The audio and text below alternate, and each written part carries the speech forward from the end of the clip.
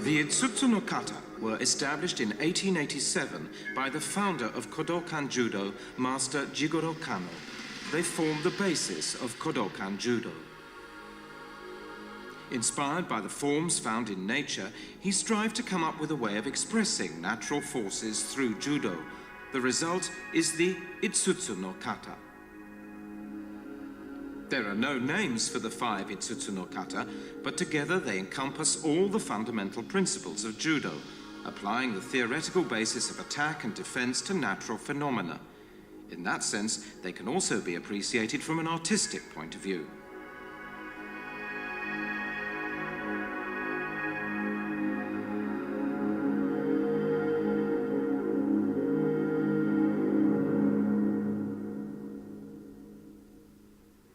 Let's begin by taking a look at a demonstration of the Itsutsu no Kata.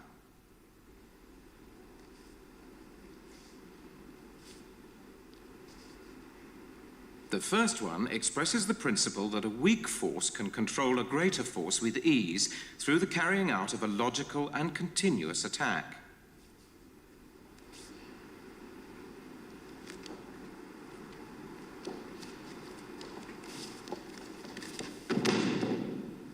The second shows the principle of a greater power being controlled by the utilization of that force.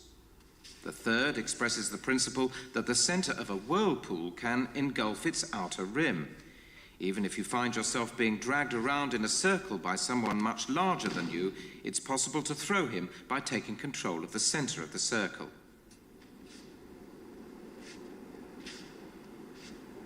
The fourth one expresses the principle of the tide beating upon the shore, engulfing everything as it flows in and out.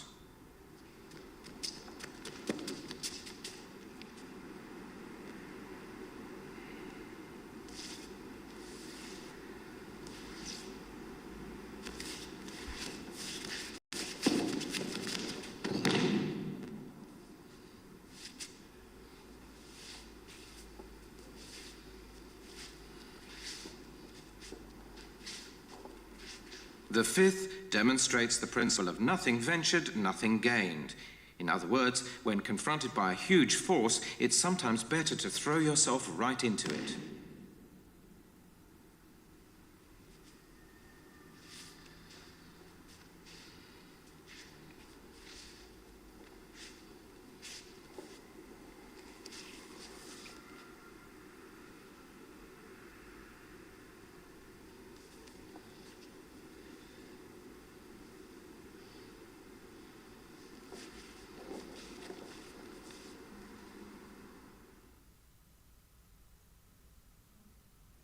Let's look at the opening motions.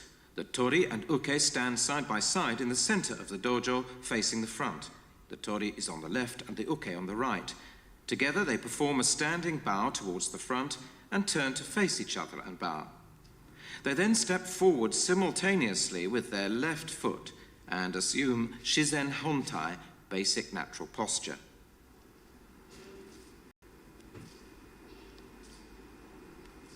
The first one.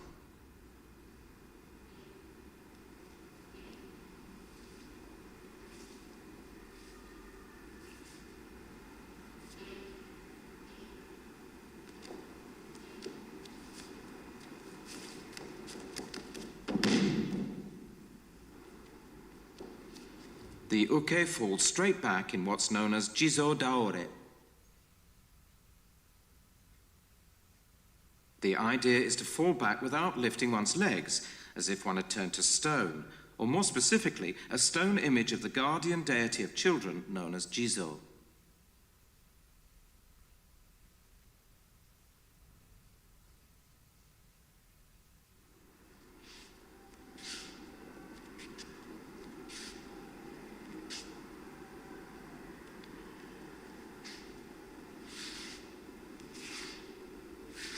The uke does not retreat voluntarily, but is pushed back by the tori.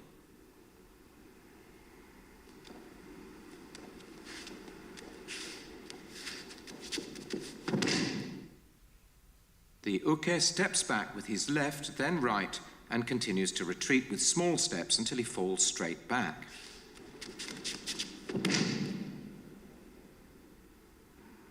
The Tori raises his palm, fingers wide apart, and presses it against the center of the uke's chest. He then pushes the uke back by alternately pushing with the thumb side and the little finger side of his hand.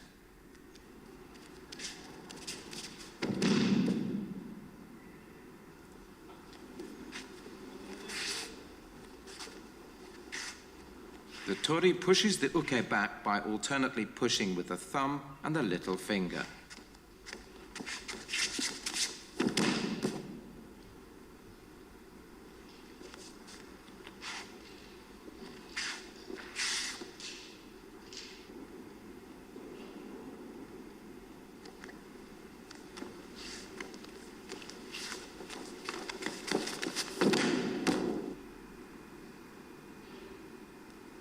Note the Tori's posture as he pushes the uke back and the uke's ukemi. The Tori assumes a stable position by lowering his hips, while the uke falls straight back in Jizo Daore without raising his legs. This is a bad example. The Tori is leaning forward and the uke's legs are lifted high.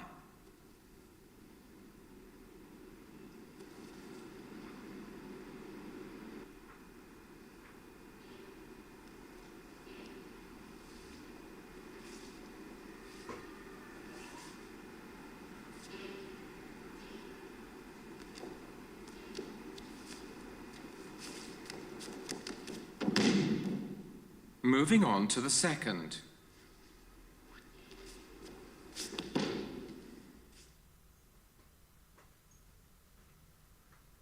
This expresses the principle that the greater strength of one's opponent can be used to control him.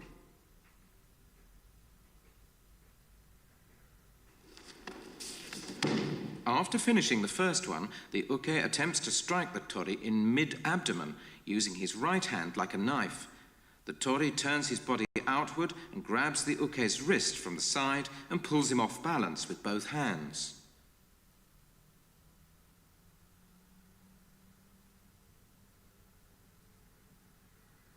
The uke falls sideways, pivoting on the ball of his right foot.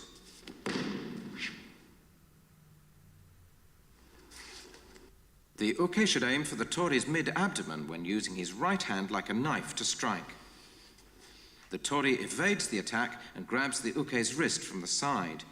He then drops on his left knee and pulls the uke off balance. Let's look at it again.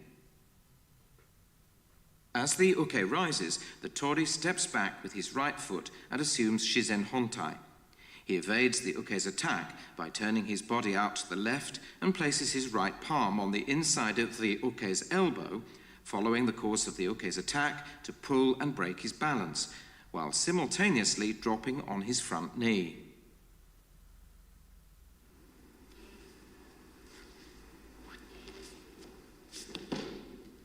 Continuing on to the third one.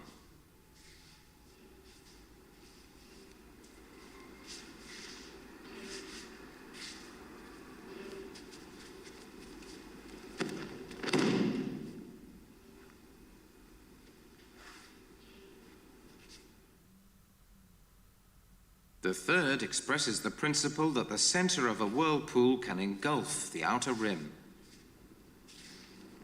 The uke rises on his left knee, after which he and the Tori stand, rising both arms to the side. They circle around each other to the left in smaller and smaller circles like a whirlpool until their arms cross.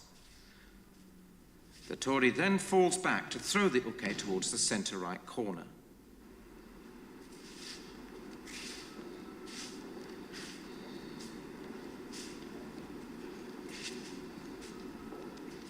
Tori breaks the uke's balance towards the right corner and slips both feet past the uke's right foot to throw the uke over him. Making sure that their arms do not fall below the shoulders, they allow their arms to cross, pushing up with the right and pressing down with the left.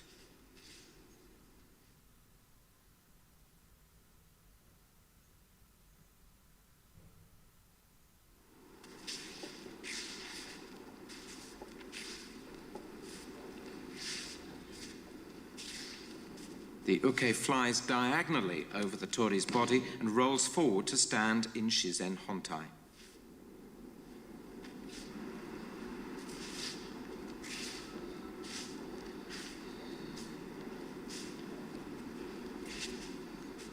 Moving on from the third to the fourth.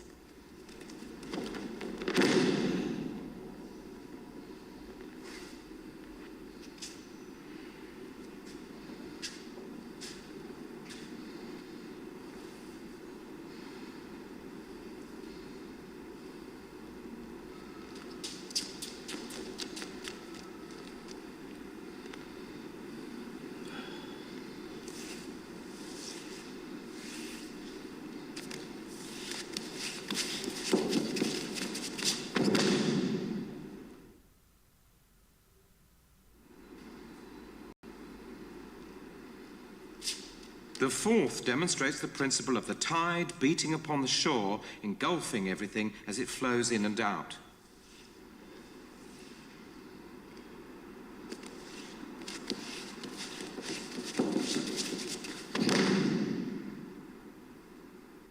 With his eyes fixed on the uke, the Tori steps back with his left foot and crouches. Swinging his arms, he runs faster and faster towards the uke. After running a meter past him, the Tori raises his arms high and stretches up. After taking a breath, he takes a couple of steps back and presses his right elbow against the uke's chest to break his balance.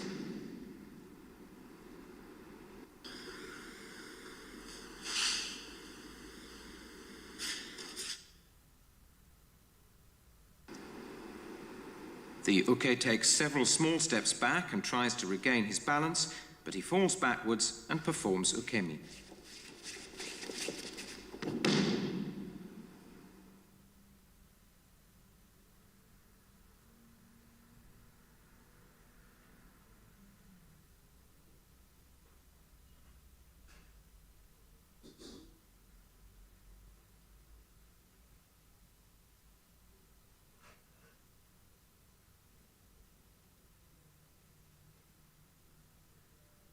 The Tori increases the pressure against the uke's chest as he steps back. The moment the uke loses balance, the Tori drops to his left knee to make the uke fall backwards.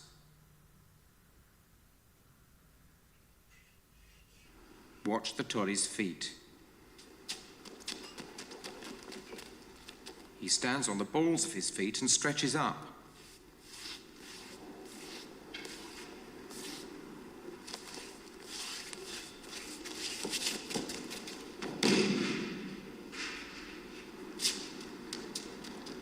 The Tori runs faster and faster towards the uke and passes him.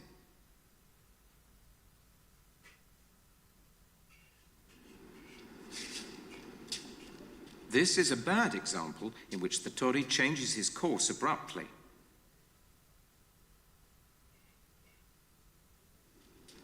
Compare the bad example showing the Tori's abrupt course to the proper way on the right.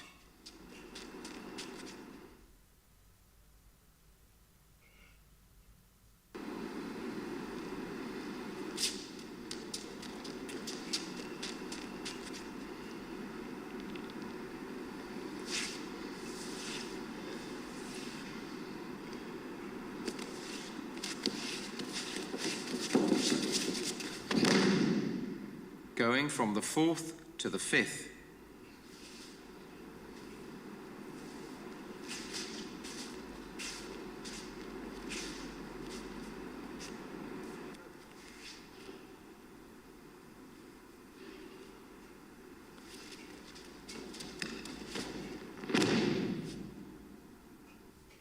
The fifth expresses the principle of nothing ventured, nothing gained.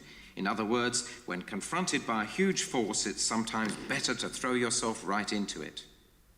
The Tori and uke stand in opposite corners with their backs to each other. They raise their arms to the side as if to embrace a huge ball with migi jigotai. Pivoting to face each other, they run forward.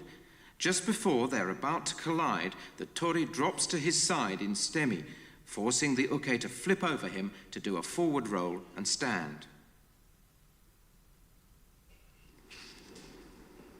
Note the movement of the Tori's feet and the way he drops to his side in stemi.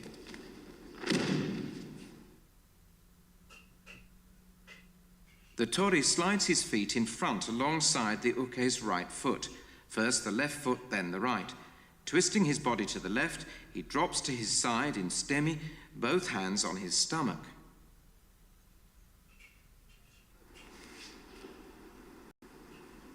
There is no break in the Tori's motion as he runs faster and faster toward the uke, dropping to his side in stemi just before colliding.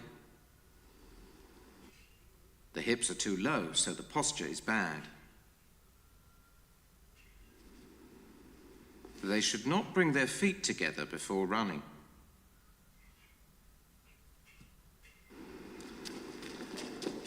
The placement of the uke's hands is bad.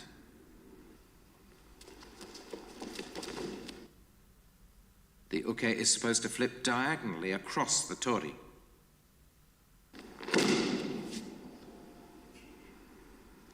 Let's see it being done correctly again.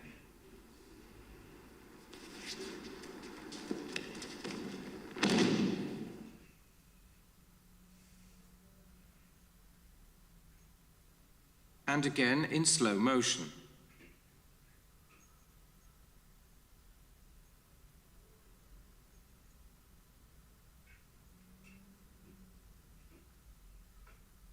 The Tori and uke raise their arms to their sides in preparation for the attack. When it feels right, they pivot on their left foot and twist round so that they face each other. Without pausing, they run towards each other. Just before colliding, the Tori drops to his side, forcing the uke to flip over him and fall. This one expresses the principle of nothing ventured, nothing gained.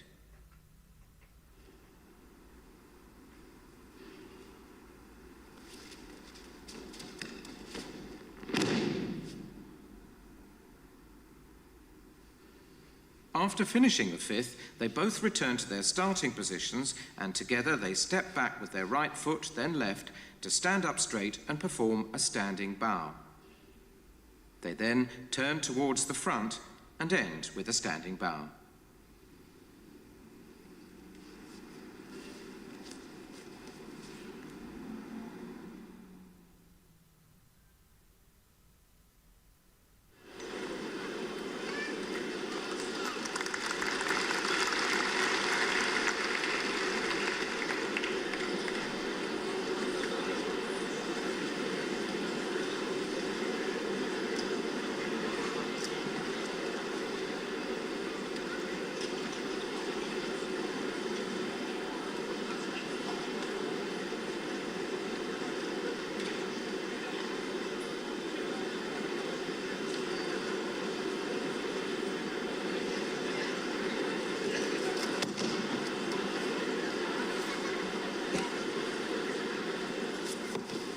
Although there are only 5 Itsutsu no Kata, they eloquently express the fundamental principles of attack and defense.